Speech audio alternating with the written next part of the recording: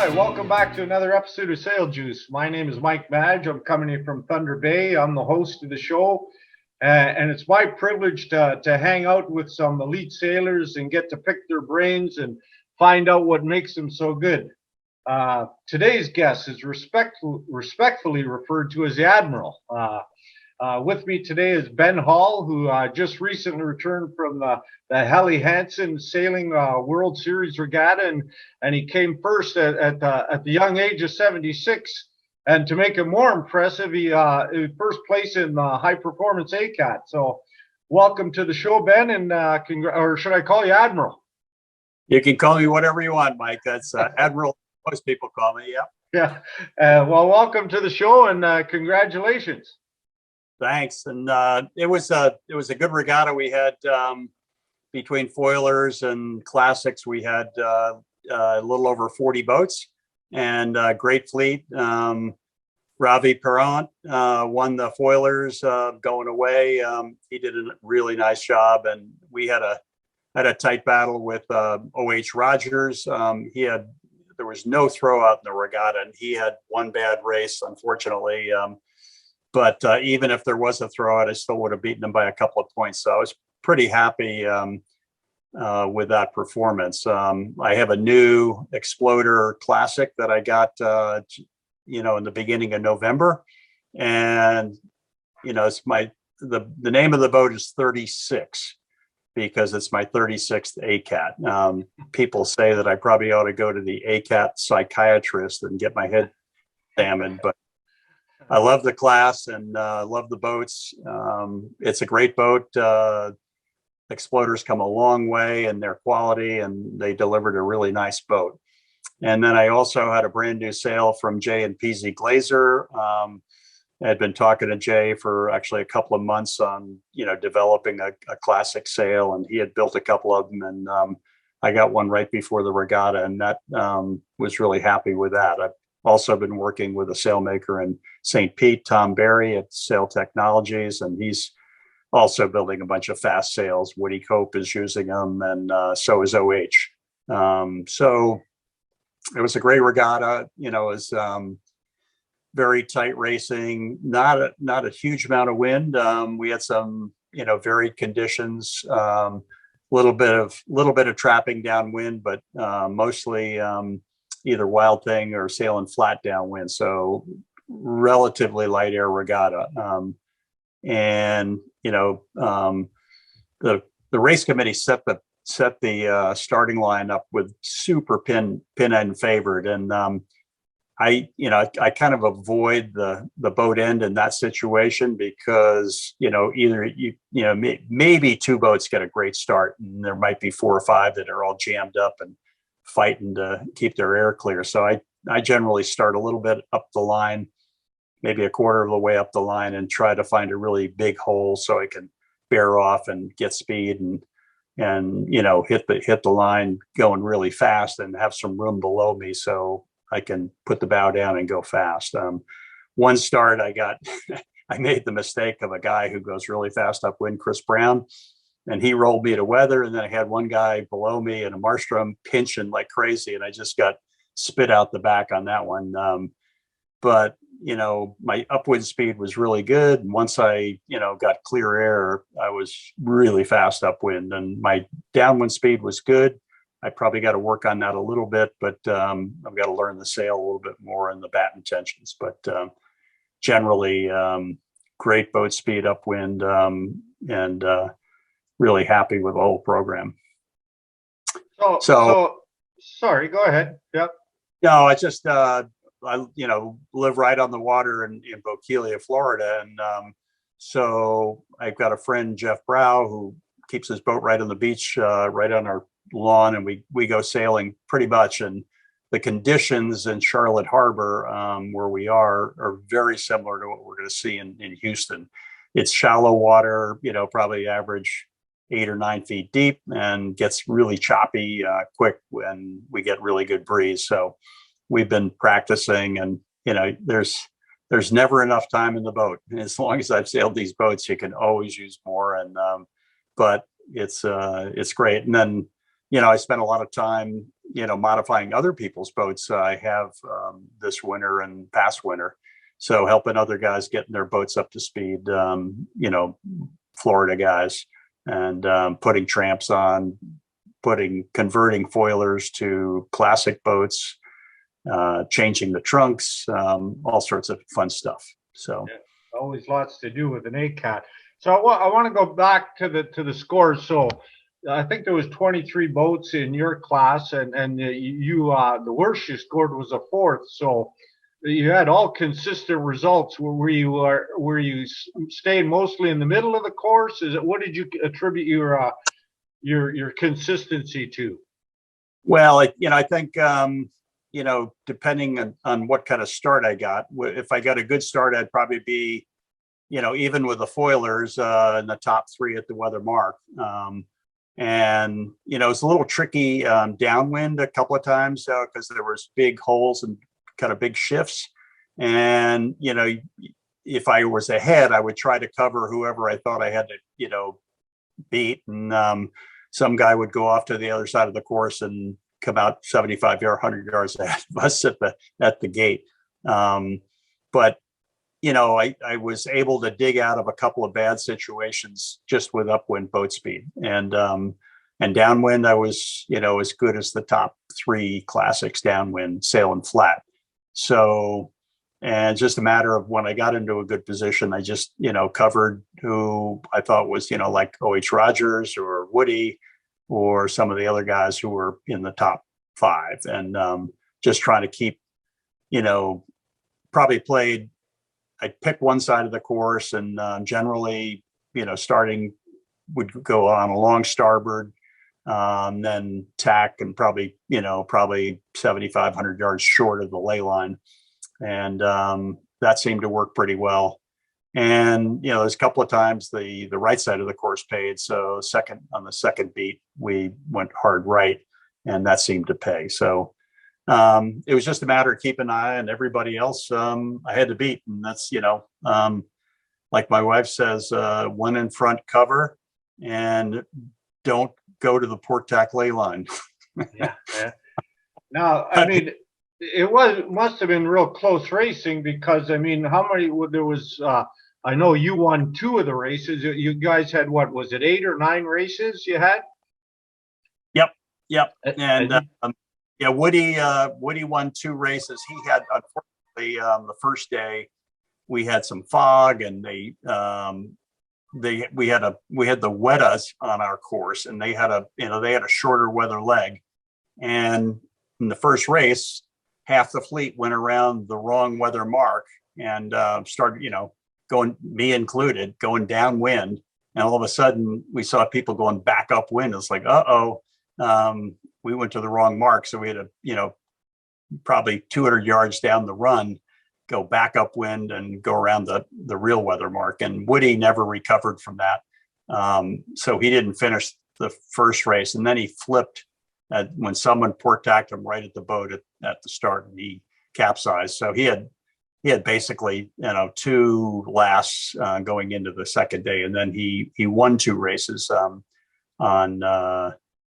Saturday. He had 2 firsts and 2 seconds, so he was going really well. And then OH was, I was third for the day, but OH was, I think he had a couple of seconds, and he might have had 1 first and couple of seconds. I can't remember the exact scores, but so, and then the last race on Sunday, I just wanted to make sure I stayed ahead of OH, and I won the last race. So, and I put a boat in between us, so that was kind of capped it.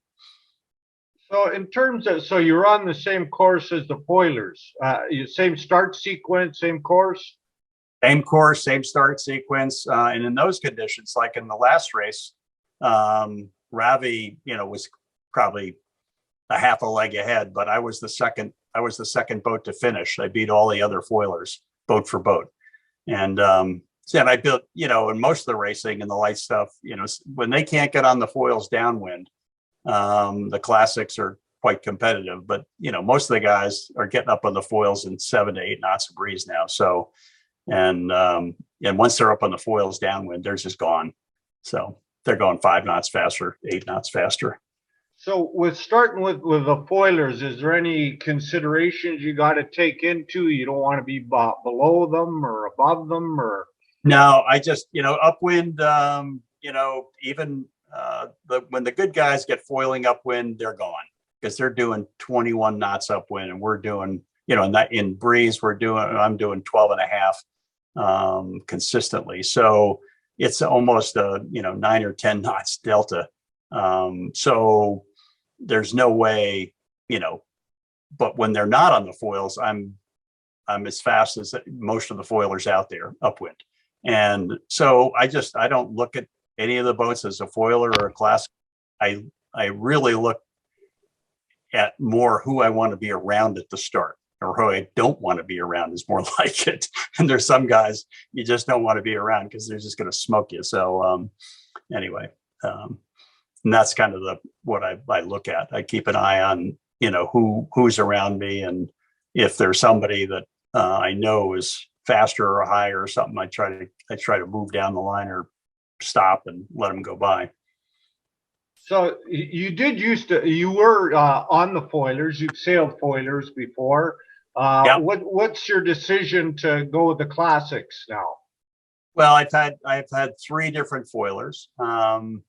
And two of them I made that we made at Hall Spars, and the last one was a 2016 Exploder, which was, by today's terms, is probably 4 generations old. But I do a lot of sailing alone, and I had one really high speed capsize down here in Florida, and I didn't lose the boat or anything, but it was kind of a wake up call that I'm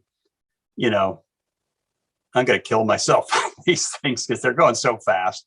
I love watching them. I love the technology, but in fact, the competition, the closeness of the competition in the classics is way, way closer than the foilers. I mean, the good guys like Bruce Mahoney and Ravi, they sail away from all the other guys in most conditions. And, there might be a leg between the first and second boat. And in the classics, we had finishes where there was 5 boats that finished within 20 seconds. So really close racing. And, we have some really good guys now that hopefully will, do well at the Worlds. We have obviously Andrew Landenberger's coming. He's won the Classic Worlds 3 times in a row. So we're aiming to take him down. Steaks or no steaks. Andrew will cook the steaks any way you want, medium rare, well done.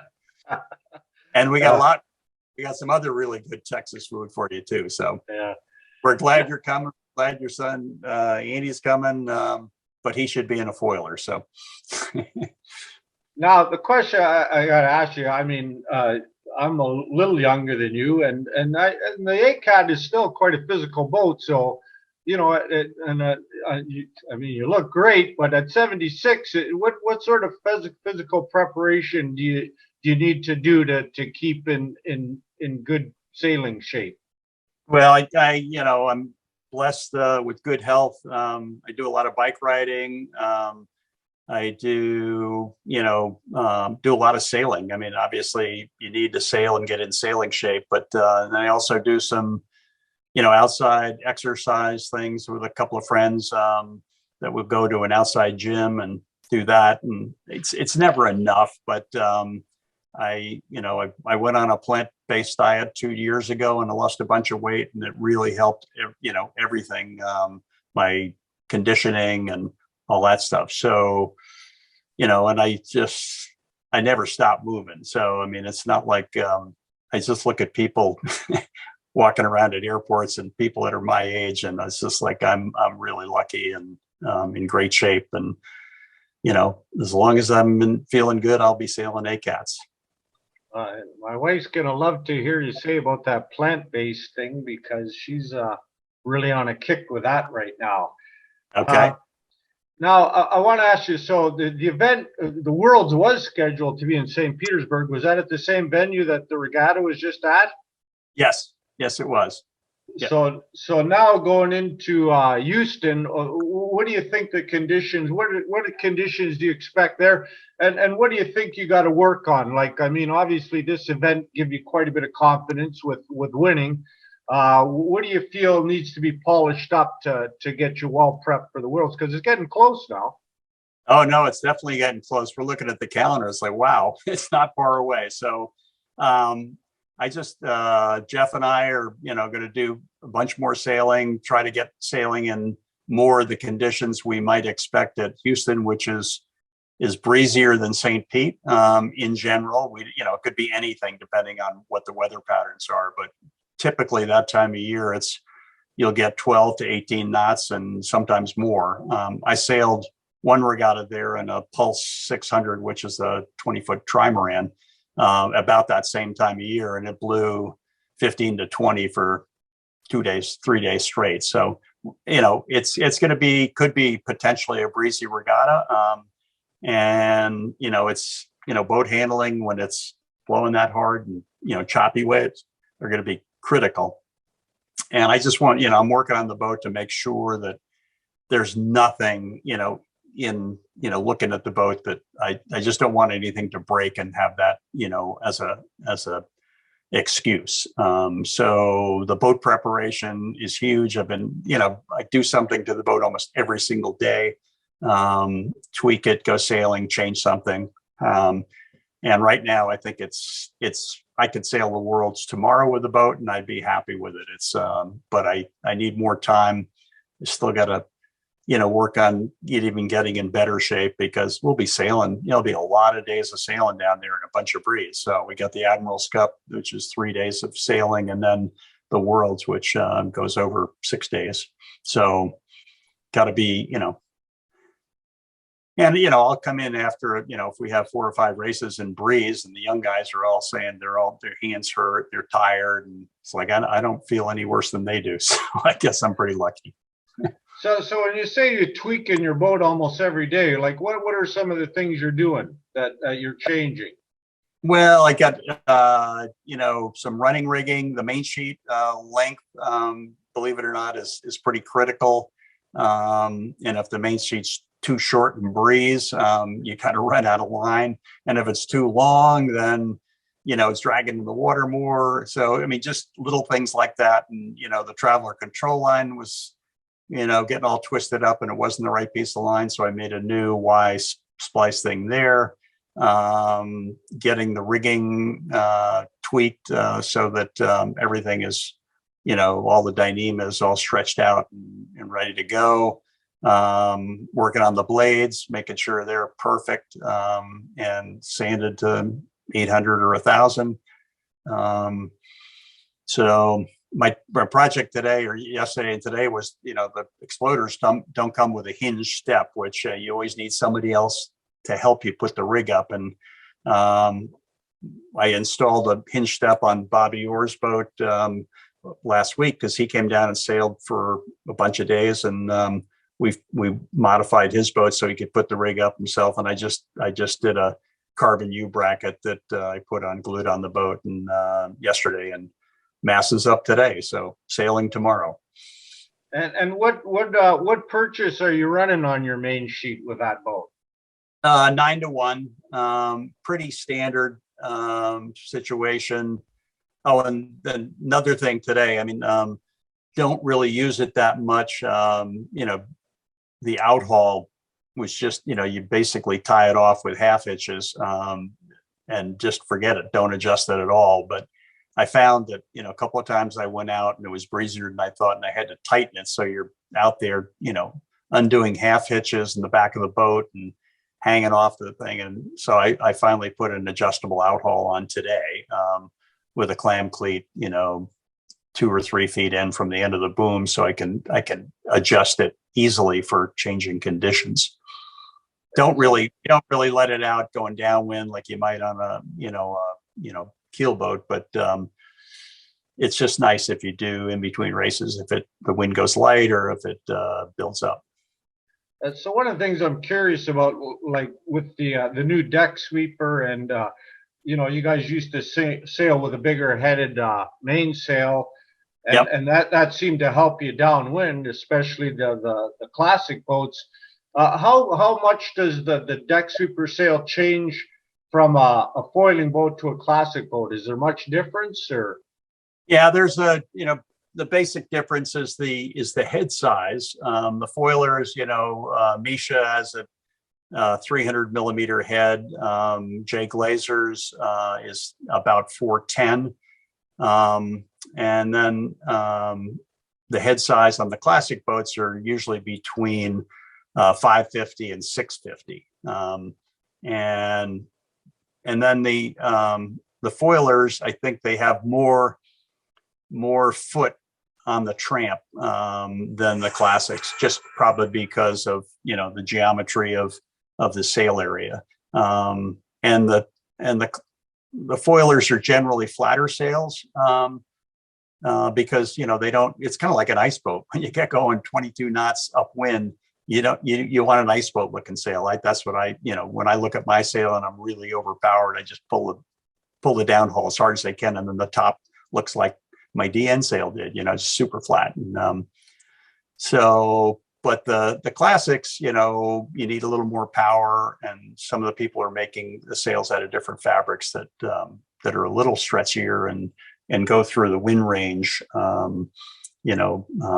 From mild thing to wild thing to getting on the wire downwind for the classics. But generally, in 7 knots of breeze or 8 knots of breeze, the foilers are up and going. So they have generally a little flatter sail. And what are the condition differences between doing the wild thing or trapping out downwind on the classic boat? What are you looking at, the conditions you need for trapping downwind? Well, it's interesting. The transition used to be, going mild, and then the decision was whether to go wild. And sometimes, if you went too early going wild, you'd sail a lot more distance and would lose out to the guys going flat. And then, the same thing when you go from wild thing to getting on the wire. And it's unfortunate that the class doesn't allow in world championships speedometers or any kind of GPS device. And we've allowed them for our North Americans, and we allow them for all our regattas. So having a speedometer, I can look at the boat speed I'm doing, going mild. And then I know when I want to go wild at, maybe it's 7 or 8 knots. And then, when you're going, wild thing, you're maybe doing, say, 10 knots. And then just with a little more breeze, you jump out in the wire and you're going 2 to 3 knots faster than you would be doing the wild thing. So when you have the right conditions to get on the wire, it's really quick. And we found that out in Australia. Landenberger just smoked everybody doing, just sailing on the wire much better than anybody else downwind. So we've been working on that. Sorry. So you're sailing when he's out on the wire and you're doing the wild thing, are you sailing the same angles, or is he getting just as low? Generally, you might be sailing a little higher when you're on the wire, but you're going so much faster that the VMG pays. And it's the same thing.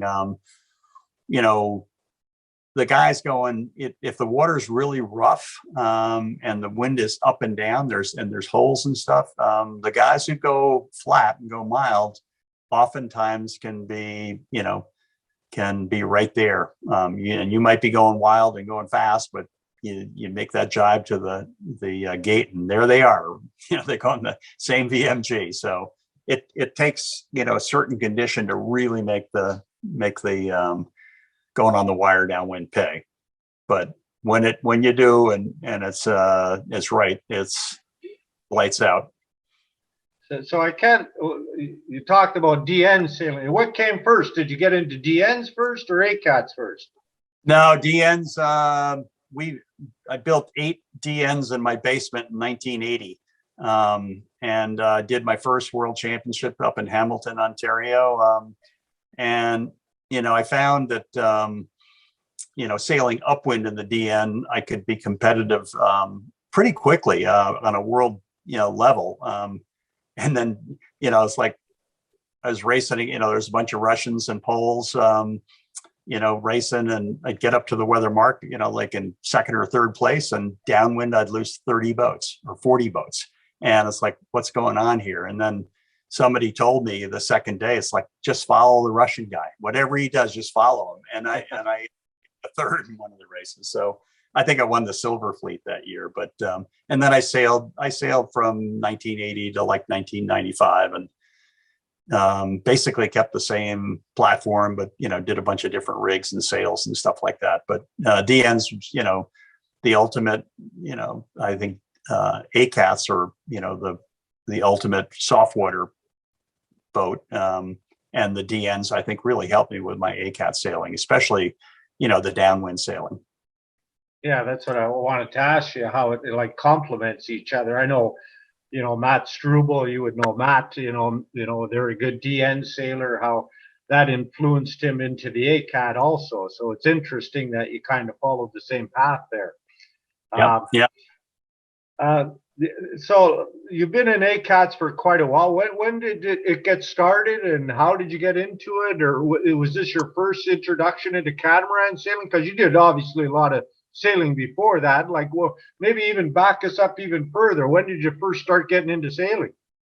Oh, my dad always had a boat. When we started probably racing when I was 8. These boats called Dyer Dows, these little, tubby little single-handers. And I won the club championship twice in that boat. And then at the same time, I have 2 older brothers, and we got a Thistle. And I was 9, my brother Eric was 11, and Ned skippered at 14. And so we didn't, a lot of the boats that we grew up, in junior sailing, like Blue Jays and Lightnings, we hated those boats because they were too slow. So we wanted a faster boat, and the Thistle was a planing boat, and we did well with that. We won the season championship. We had 35 boat fleet in Huntington, Long Island, and won that a couple of times. And then I got into Flying Dutchman, and we did an Olympic campaign, sailed Dutchman from 64 to 72. And who did you sail that with? Who are you sailing with? My brother Eric was the crew, and I was skipper. But actually, before that, I'd done a lot of ocean racing too. I did 3 Bermuda races, a transatlantic race, the Fastnet race, Cows Week, all before I was 18 years old. It was the summer when I was 17 years old, did that. And but I kind of got burned out on ocean racing at 17 and had to go race some Fast 1 designs. So therefore the Flying Dutchman came. And then after we did the Olympic trials in Buffalo, New York in 72, we didn't do really well because we had built our own boat, and we never waited until the Olympic trials, and it was 40 pounds overweight. And from that day on, I was like, never again will I have a boat that's not minimum weight. So yeah. So then we had a quarter tonner. We won the quarter ton North Americans in 1973, and then sailed a half tonner in France and La Rochelle, and did the worlds over there, and then sailed in a bunch of 1-ton worlds with different customers. So did a lot in SORC 50-foot racers, a boat called Fujimo and Leading Edge from the Detroit area. I skippered those 2 boats. So yeah, a lot of it was customer related. Hall spars, we'd build masts, and people had asked you to sail with them, and of course you would, and made some great friendships there. And so transitioning from there, we had this regatta called the Unlimited Regatta in Newport, and they had all these different multi-hulls racing, and there was these 2 boats that came up from Florida called it RC-27, and we saw those things, and I was sailing a Hobie 21 with a big bowsprit on it to make the 27-foot minimum length. And we saw these 2 RC-27s. It's like, we got to have one of those. So we bought a set of hulls, and beams from Bill Roberts. And then we finished the boat and sailed that for a bunch of years and set a bunch of like distance records and around island records. And then it was just became kind of a pain in the neck to sail because you needed a good crew because the boat was really overpowered, and we pitch bowled it a couple of times, and that wasn't a good ending. But in 1995, Steve Clark went over to Australia and won the Little America's Cup back from the Australians in Yellow Pages. And the story goes that when they were leaving Melbourne and loading their container, there was an ACAT plug cut in half in the dumpster. And Henry Elliott, who was Steve's boat builder, said to the guys, you're throwing that away. Can I take it? And they said, sure. So they threw the two halves, it was cut exactly in half, into the container and sent it back to the US. So you probably know the name Lars Gook, but Lars was doing an Olympic campaign in his Tornado, and he had this van with flowers painted all over it. And he shows up at Hall Spars one day and said, Ben, you got to look at this. And he opens the back, and here was the bow half of this ACAT sticking out the back. And I said, what's that? And he said, oh, it's an ACAT. We should build some. And I was like, that's the coolest thing I've seen in a long time. I said, well, wait a minute. I got a bunch of guys who sail DNs down in Lake Opatcon, New Jersey, who also sail ACATs in the summertime. So I'm going to call Peter Block, who is the father of ACAT sailing in Lake Opatcon. And he invited me down. I went down and stayed with him over Memorial Day weekend. And I sailed 3 different ACATs down there in their races. And it was a wooden catnip, which Cal Fuller had built. They built a bunch of them in New Jersey. And then I sailed a Boyer Mark II, which was Peter's boat. And then also a BIM that another guy had. So, after the weekend of sailing, I said to Peter, I was like, I want the Boyer Mark II. And he said, in his very German accent, it's not for sale. So I bought the wooden catnip from Mike Ruber for $2,000, took it all apart, put it on the roof of my van, and drove back to Rhode Island with it. And the thing weighed 240 pounds.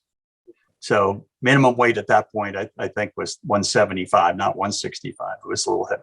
So I was drilling holes in the Traveler, and there was no way. But a friend of mine heard that I got this boat, and he heard that I didn't get really the boat that I want. And he said, well, let me buy that one from you, and you go find the boat you want.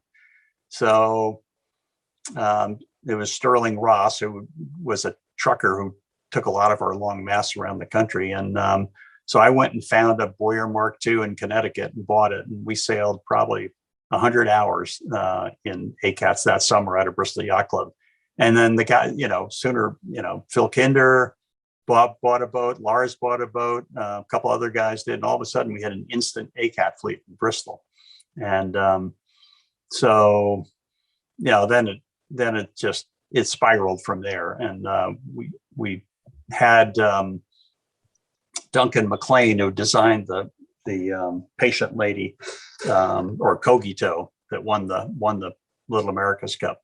We had him design an ACAT. We thought it had asymmetrical boards that had the same kind of hull shape that Kogito had. And we figured, the Worlds were coming up in Long Beach in 1997. It's like, we'll just sail around the course and we're going to win the Worlds with this boat because it's going to be faster than anything out there. Well, unfortunately, the boat was not. It was pretty good upwind, but downwind it was really ended up pretty slow.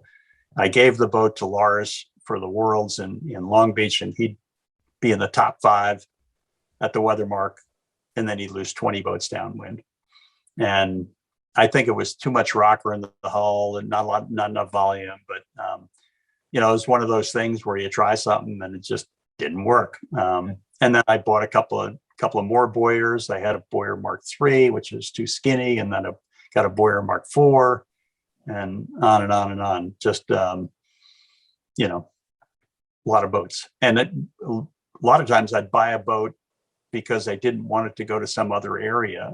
And I'd buy it and rig it at the yacht club, and within a week it was sold. So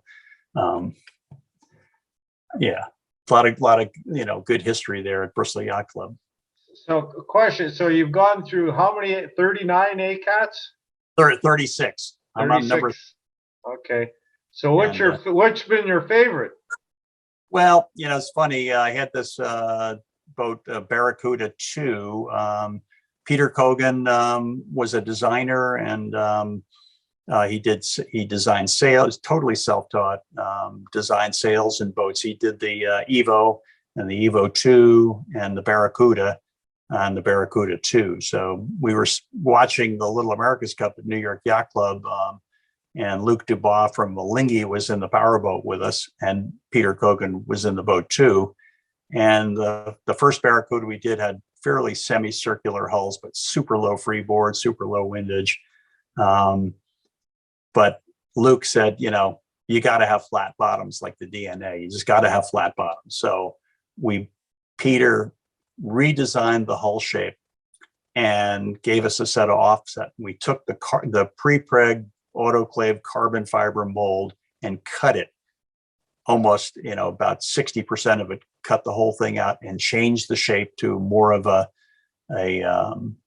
flat bottom, not flat, but a U-shaped instead of a, elliptical shape, and a flat U, that is. And you couldn't even tell, where he put the modification in the tool. So we built 3 boats out of that mold. And the one I built that I won the North Americans in 2011 in Islamorada was a boat. It was totally clear coated. I mean, beautiful boat. We called it Black Beauty. And, a couple of years later, I sold it to a friend in Bristol. And the guy at Hall Spars, Kenny Madeira, who helped me build all the boats, was kind of upset that I sold the boat. And my wife, Nan, was really pissed that I sold the boat because it was her favorite boat. So that ended up going to like 3 different owners, and the DeVosses in Michigan ended up with it. And I saw them down in Florida. I said, hey, if you're ever thinking about selling that boat, or donate it, I'll put it in the Hull Museum. And so a couple of months later, the phone rang, and the guy, Tom Geisler, said, the boat's for sale. Do you want it? And I looked over to Nan, and she just said, buy it, get it back. So bought it back, and and that boat will never be sold. I'll sell every other one, but that one's staying in the stable. It's beautiful, probably one of the nicest built ACATs ever, and it's we used all leftover materials, high modulus stuff from the America's Cup, and there was no super stiff, and I still sail it. I'm actually going to sail it at the Armadillo Cup in Houston, because the boat's there now, and I'm chartering it to Charles Boyce, who is the current or just past president of IACA, the International A-Class Association. I want to make sure everything's tweaked out for him. So, and I've done a bunch of mods on the boat since it was original, and great boat. I have to ask you. So, I mean, the A-Cat's obviously, high tech. It's always changing. You must have raised a few eyebrows when, was it the 2007 Worlds when you showed up with the wing sail?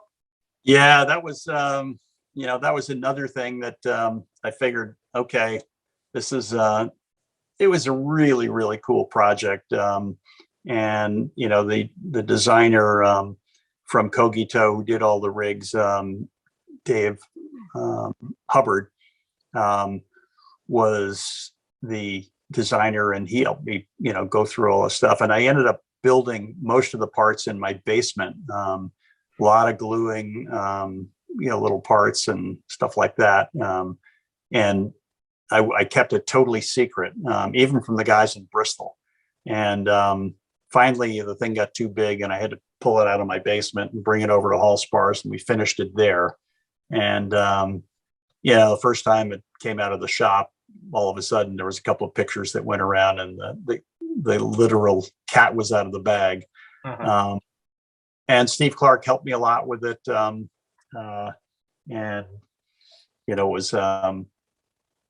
it was really fun to put together. Sailed it, not a lot, didn't leave enough time, but there really didn't have anybody that I could train against.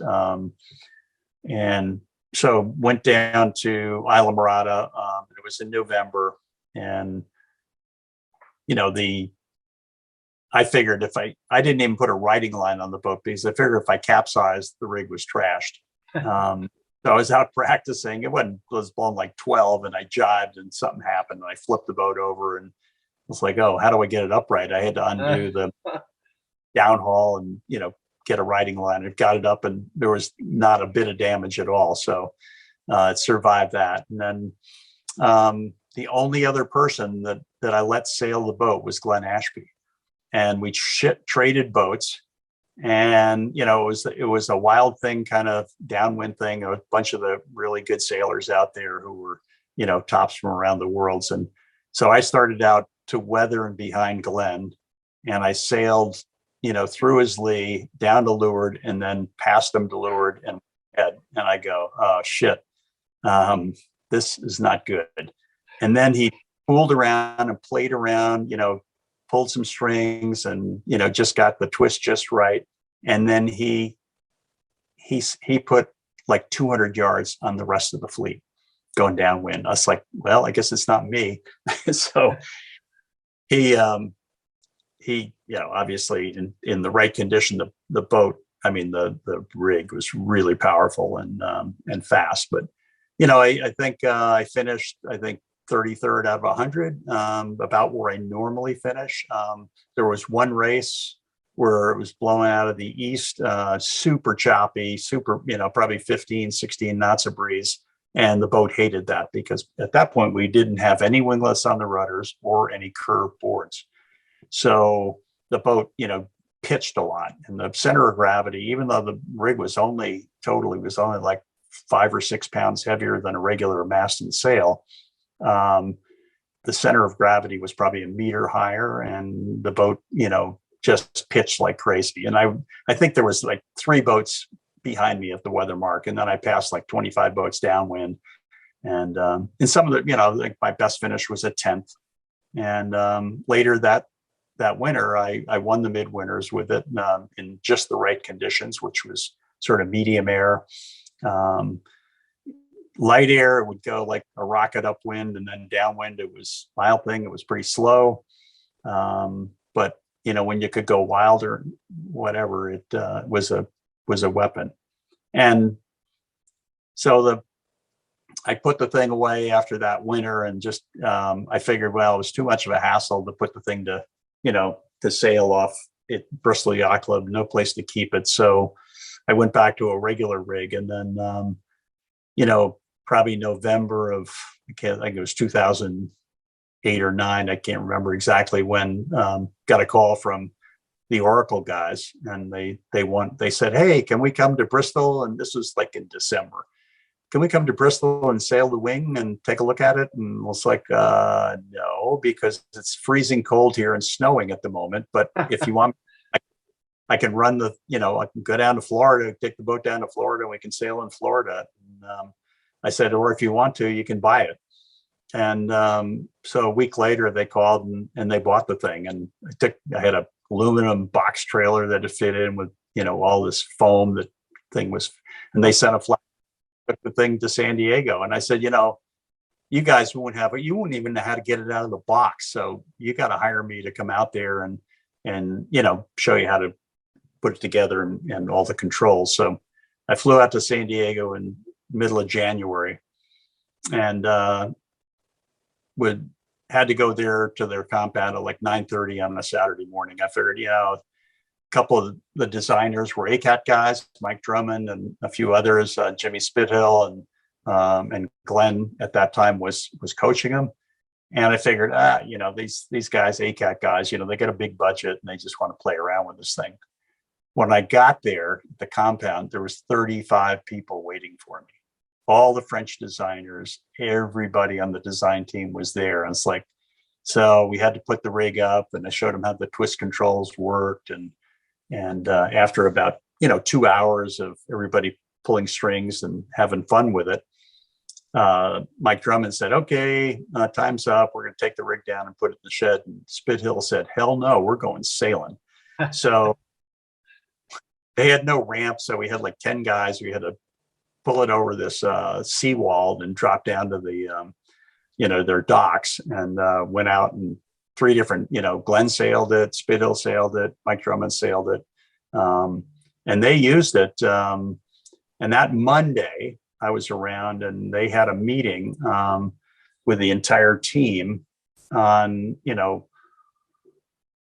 the decision whether they were going to go to a solid wing or not. And they had all the, the issues up on this whiteboard, and obviously cost wasn't an object, but they were really afraid that Alinghi was going to come up with a wing on their catamaran. So they said, we have to do it. And so we had built rigs for them. They just kept getting bigger and bigger and bigger. And part of the deal was, I said, if you go sailing, then I'm gonna stay around. I got to go sailing on the 90-footer.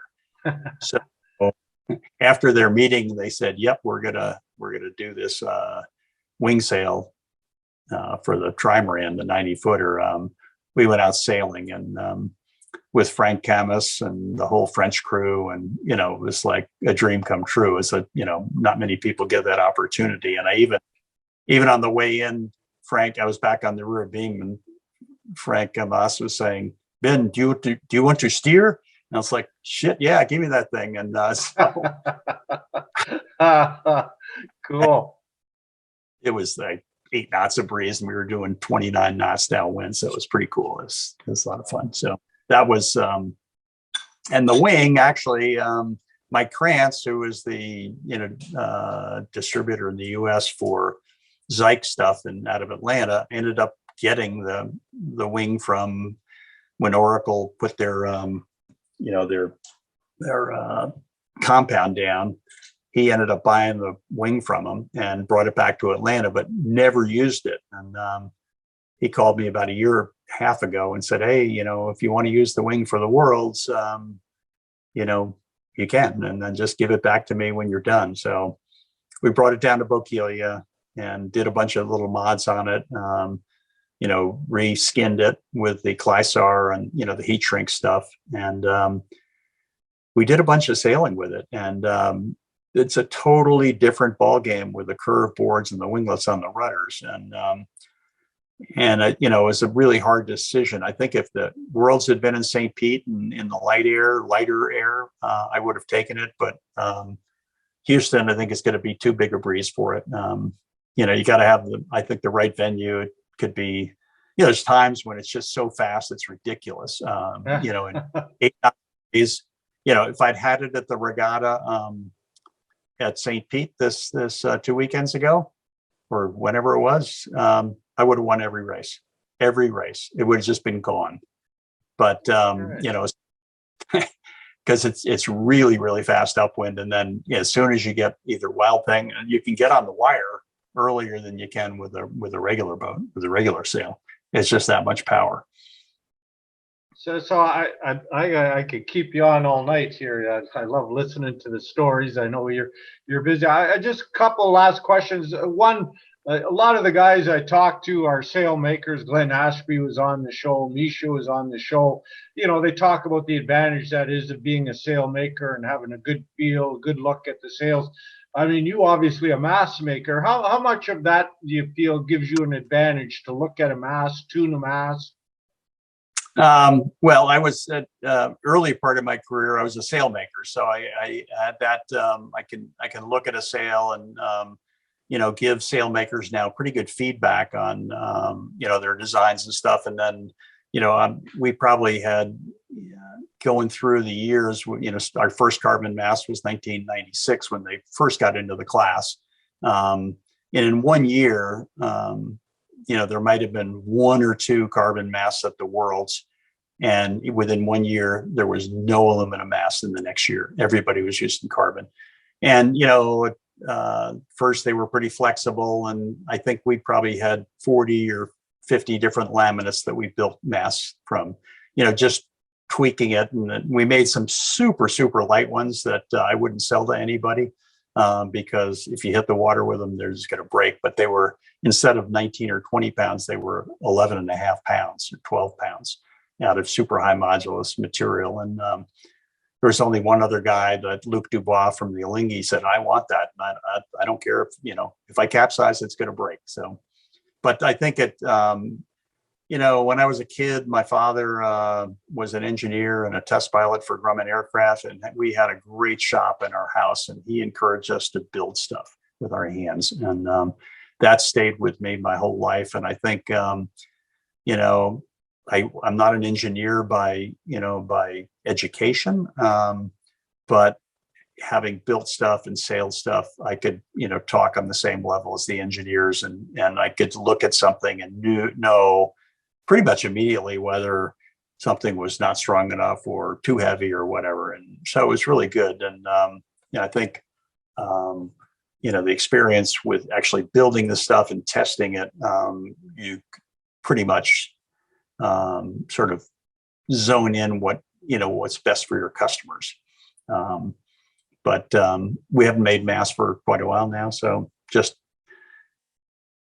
I'm using a fiber foam now, and they're doing a really nice job. There's double tapered mast, and that's the mast that came with my exploder. And so, yeah. So the other question I wanted to ask, with the World's upcoming shortly, what sort of are you expecting any surprises? What are you thinking could be the next year? Are we thinking like with the AC boats with a twin skin mainsail? Is there going to be any big surprises, you think? Or well, I mean, every time there's some technology that is in the America's Cup, I always look pretty hard at it. And we're tempted to do some rigs like moths, where have an envelope around the mast and kind of a sort of a quarter step to a wing mast. And the America's Cup things, those sails were beautiful. So friend of mine, Andrew Gaynor, who was with America Magic and did a lot of the rig design, I asked him, I said, what do you think? Should we do something, with the ACATs? Because we could.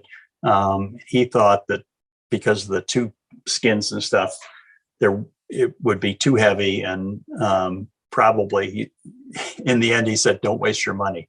So, and I was tempted to do another wing, a more modern wing than the one I have, but the cost was just prohibitive when I couldn't, didn't have the shop to make it myself. So that would have been really, really good, I think. And if I'd done that rig, I would have sailed it at Houston. And I mean, the ACAT's such an exciting boat. I've got one. In fact, I think I've got one of your old boats, probably. I've got a Aussie Flyer. But do you think the answer is to getting the young guys back or into the class? What do we think needs to be done? We talk about that a lot. And, I think the perception, unfortunately, that ACATs are way too expensive. But it's a misnomer because, a 505 is way more expensive. A new laser today is $7,000 or $8,000, and you can get a really nice used ACAT for that. And, you can get a very competitive one for 12 to 15,000. Certainly, there's been a real resurgence in the classic. I think when the foilers first came in, everybody thought, you can't give the classics away. But now it's just the opposite. Everybody's looking for a good classic, and with a little bit of modification and deck sweeper sail, you can make a lot of the older boats competitive. So, which is really cool. And I think, I don't know why more young people aren't getting in. That's maybe as a class, we don't do enough to encourage it. But I know other classes have the similar problem. Lightnings, thistles are all looking, to get younger sailors. And, it's, they think, oh, we've got to have a wasp or a moth. But the Moth is there's no fleets in the U.S. and they have a national championship in the U.S. and there's 4 or 5 boats. It's crazy, and those things, can be $60,000 by the time you end up with all the foils and stuff. And yet a lot of the young sailors are going to those. And the other problem with the Moth, the advantage, we get some young guys here that, think the Moth's the greatest thing, but I say, well, yeah, launching it, you get stuck in under 5 knots of wind, and what do you do? It's, long paddle. You need a coach boat to pull you in. Exactly. So we had one regatta, it was years ago when the Moths were first getting started down at American Yacht Club, and it was light air, and they were running up on the foils, and we just go zipping by them, upwind, and we lapped them. And I went by one of their top sailors, and I said, "Hey, do you need help?" And he gave me the dirtiest look. That must have, yeah. Well, it was a pleasure talking to you, Ben. I appreciate you coming on the show. The stories are great. I love listening to you. We're maybe going to have to get you back on again, but and there's many more stories, and I love telling them. So and maybe after the World, so hopefully we'll be talking to you as the new world champ. Well, I would love that, but I just gotta prep as hard as I can and see what happens.